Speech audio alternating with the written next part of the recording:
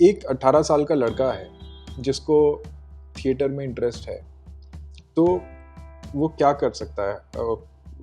जिसको कोई आइडिया नहीं है मंडी हाउस का या थिएटर में कैसे जाऊं मैं, पर उसको इंटरेस्ट है या क्यूरोसिटी है, तो अगर इस वीडियो को देख रहा है तो आप उसको क्या बोलना चाहेंगे कि हाउ कैन ही और she join a theatre group और find a good theatre group, और प्रोसेस कैसे रहता है, आप कैसे नए लोगों को अपने ग्रुप में लेते हैं, हाउ डज इट वर्क? देखिए, मैं जो बहुत सारा एक चीज़ मैं ध्यान दिलाना चाहूँगा। मुझे ऐसा लगता है कि अभी कुछ समय पहले तक कॉलेजेस में जो थिएटर हो रहे थे ना, वो बड़े इंटरेस्टिंग थिएटर हो रहे थे, क्योंकि वो लोग ना बहुत पैशनेटली काम कर रहे हैं। तो जो मुझे लगता है यंग लड़के लड़कियां जो रंगमंच में आना चाहते हैं, जो काम करना चाहते हैं, ऑफ कोर्स उन्हें ये देखना पड़ेगा कि कौन लोग हैं जो काम कर रहे हैं फील्ड में, उनको इस बारे में अवेयर होना पड़ेगा। इसके साथ साथ मुख्य रूप से जो कुछ बातें हैं जो हमेशा रहेंगी, एक तो पढ़ने की आदत होनी चाहिए कि आप लिटरेचर पढ़ें, साहित्य पढ़ें। दूसरा, आप साहित्य ही नहीं पढ़े, आप अच्छे संगीत के बारे में भी आपकी रुचि हो, डांस के बारे में भी आप देखें, तो एक कल्चर का पूरा हिस्सा बने, एक होलिस्टिक लर्निंग हो। और इसके साथ साथ फिर आपका बेहतरीन फिल्में भी देखिए आप, क्योंकि फिल्में आज हमारी ज़िंदगी का एक बहुत इम्पोर्टेंट पहलू है, इसको हम नकार नहीं सकते। अगर अच्छी फिल्में देखते हैं तो अगर आप डिसिका की फिल्म देखें, सिटीजन केन, तो आपको लगेगा कि वो फिल्म जो है सिर्फ एक फिल्म ही नहीं है, वो फिल्म से परे एक पूरा समाज, एक पूरे मुआशरे, एक पूरे माहौल को दिखा रही है। तो मुझे लगता है कि उसकी ट्रेनिंग जो है, उसको अपने जो रुझान है, वो एक होलिस्टिक अप्रोच के साथ लेकर आना चाहिए। और उसमें वो अखबार भी रोज पढ़े, उसमें वो न्यूज़ और डॉक्यूमेंट्रीज के प्रति भी अवेयर हो। मतलब ओवरऑल अगर आप ऑब्जर्वेंट हैं आपकी सराउंडिंग्स और लाइफ, तो दैट रियली हेल्प्स। ऑब्जर्वेंट हैं और आप एम्पैथेटिक हैं। अगर आप समाज में कोई बुरी चीज़ देखते हैं तो आपके आंसू भी आ जाते हैं और आपको गुस्सा भी आता है, तभी आप रंगमंच की तरफ अपनी बात को कह सकते हैं। लेकिन अनफॉर्चुनेटली, मतलब मैं इसको खैर बुरा भी नहीं मानता हूँ, अधिकतर लोग सिर्फ फिल्मों में जाने के लिए रंगमंच के रूप में आते हैं कि मैं यहाँ पे आऊँगा, मैं इस दिन थिएटर करूँगा, मैं इतने दिन एक्टिंग करूँगा, सीखूँगा। ये अपने आप में कोई बुराई नहीं है, मैं इस चीज़ के अंदर इसको क्रिटिसाइज नहीं कर रहा हूँ। लेकिन अगर आप कोई चीज़ देखिए, आप मंदिर जाते हैं ना या मस्जिद जाते हैं ना, कोई फ़ायदा तो नहीं लेता है ना उससे कोई। शिक्षा जो है कभी भी व्यापार नहीं हो सकती है, और रंगमंच अपने आप में समाज को शिक्षित करने का, कलाकार को शिक्षित करने का, एक इंसान को बेहतर इंसान बनाने का बहुत बढ़िया माध्यम है। जैसे जब मैं नाटक कर रहा होता हूँ, मुझे ज़रूरत होती है नए लोगों की, तो मैं भी नए लोगों को लेता हूँ और मुझे मज़ा आता है कि मैं नए लोगों के साथ काम करूँ। हालांकि उनके साथ चैलेंज भी रहते हैं। आजकल ये भी हो रहा है कि बहुत सारे लोग सिर्फ ट्रेंड एक्टर को लेकर ही नाटक बनाते हैं, लेकिन अगर आप सिर्फ ट्रेंड एक्टर्स को लेकर ही नाटक बनाएंगे तो नए लोग कैसे आएंगे थिएटर में? कॉलेज में जब आप थिएटर करते होंगे या थिएटर करते हैं कि आपकी इच्छा जागती होगी, तो आपको कुछ नहीं पता, लेकिन आपके अंदर जज्बा है करने का। तो वो जो जज्बा है करने का, खोजने का, ढूंढने का, बात करने का, बहस करने का, एक कुछ आसपास बुरा दिखते हैं उसके ऊपर मुझे बुरा लगता है, मैं उसके ऊपर कुछ कह सकूं, मैं अपना गुस्सा जाहिर कर सकूं, ये उसके अंदर की, ये बेसिकली एक प्यास है।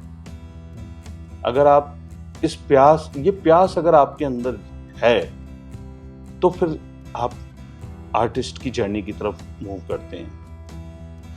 पंडित भीमसेन जोशी या बड़े गुलाम अली खान साहब को जब हम सुनते हैं, तो वो सिर्फ गा ही नहीं रहते हुए, वो कहीं हमारे को गहराई में कहीं अंतर से ले जा रहे होते हैं। तो एक एक्टर जब परफॉर्म कर रहा होता है, तो वो सिर्फ गा ही नहीं, वो सिर्फ कर ही नहीं रहा होता है, वो बल्कि एक डीपर लेवल पे अपने सेल्फ के साथ कहीं पे जुड़ जाता है।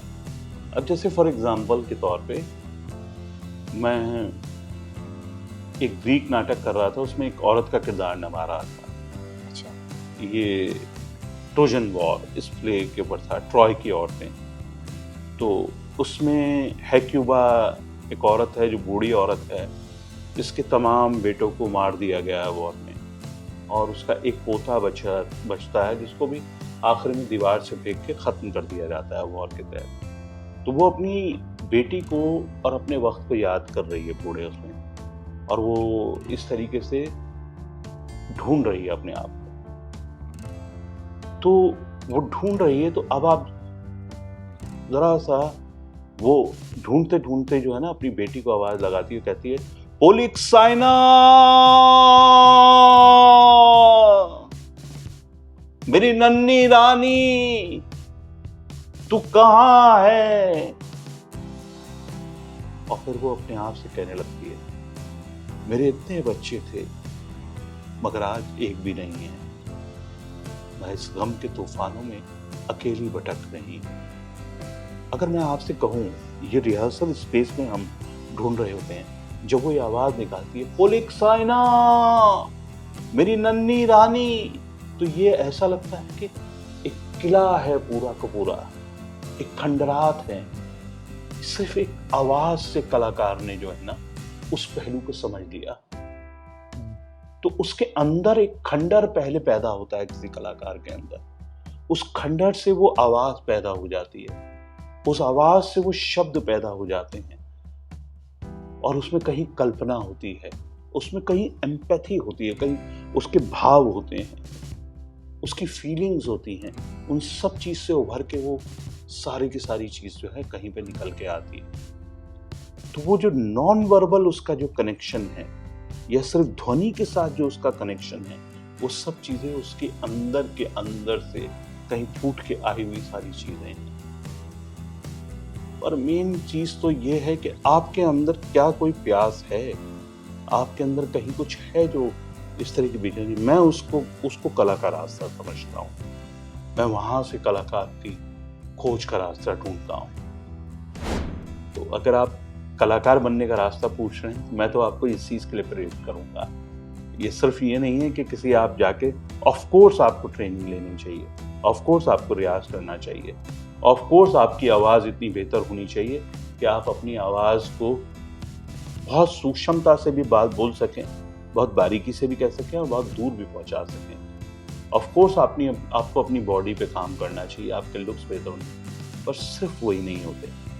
सिर्फ वही होते हैं तो वो जो मुस्टंडे किस्म के कलाकार हमारी फिल्मों में दिखाई देते हैं, कि डोले दिखाकर अपनी टी शर्ट को उतार कर सिर्फ आप वही दिखते हैं। आपको दिखता नहीं कि उसके पीछे की भावनाएं क्या, इमोशंस क्या है। On that note, last question, क्या एक अच्छा एक्टर बनने के लिए ट्रेनिंग की ज़रूरत होती है, या फिर जिसे नेचुरल टैलेंट बोलते हैं तो वो भी कुछ लोग होते हैं? अच्छा एक्टर बनने के लिए ऑफ कोर्स ट्रेनिंग की ज़रूरत होती है, ऑफ कोर्स रियाज की ज़रूरत होती है, ऑफ कोर्स उसको उसके लिए अच्छे टीचर्स के पास जाना चाहिए, उनसे ट्रेनिंग लेनी चाहिए। लेकिन अच्छा इंसान बनना जो है ना, उसकी ट्रेनिंग जो है वो आपको सुकरात की पाठशाला में मिलेगी, वो आपको सड़कों पे दिखाई देगी, वो आपको रेड लाइट पे दिखाई देगी, वो आप अखबार पढ़ते पढ़ते आपको वहां पे समझ आएगी, वो आपकी गुस्से में कहीं छुपी होगी, वो आपकी पीड़ा में कहीं छुपी होगी। और वो इस दुनिया में, चाहे आप एनएसडी में चले जाएं, चाहे आप एफटीआई में चले जाएं, और चाहे आप बड़े से बड़े किसी बंदे के पास जाके 10-20 लाख लावेगाज में चले जाएं ट्रेनिंग लेने के लिए, कहीं भी चले जाएं आप, वो आपको आपके बहुत ही करीब है। जहां पे किताब खत्म हो जाती है ना, इंस्टीट्यूशन खत्म हो जाते हैं, वहां से रियल मायने में एजुकेशन शुरू होती है। कबीर किसी इंस्टीट्यूशन में नहीं गया, नानक फकीर, नानक शाह जगह जगह घूमे, और चलते चलते चलते चलते ना जाने क्या क्या सीख लिया।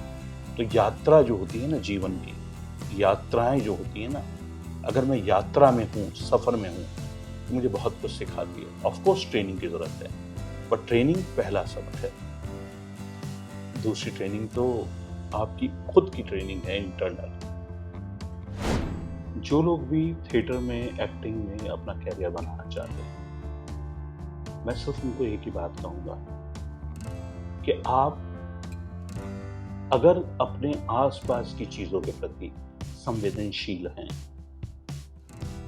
आप अगर अपने आसपास की चीजों के प्रति आपके मन में दुख जागता है, पीड़ा जागती है, गुस्सा जागता है, कुछ भी होता है, तब आप कहीं ना कहीं कलाकार बनने की राह पर हैं। इसलिए गुस्सा कीजिए, अपने जज्बातों का इजहार कीजिए, खुल के बोलिए, कोई डर की बात नहीं है। और ट्रेनिंग जरूर लीजिए, ट्रेनिंग बहुत ज़रूरी है। और इस वीडियो को भी ज़रूर लाइक कीजिए और हमारे channel Sky Shot Arts and Entertainment को सब्सक्राइब कीजिए। Show your emotions. Thank you sir for coming on the show, it was lovely talking to you. Thank you.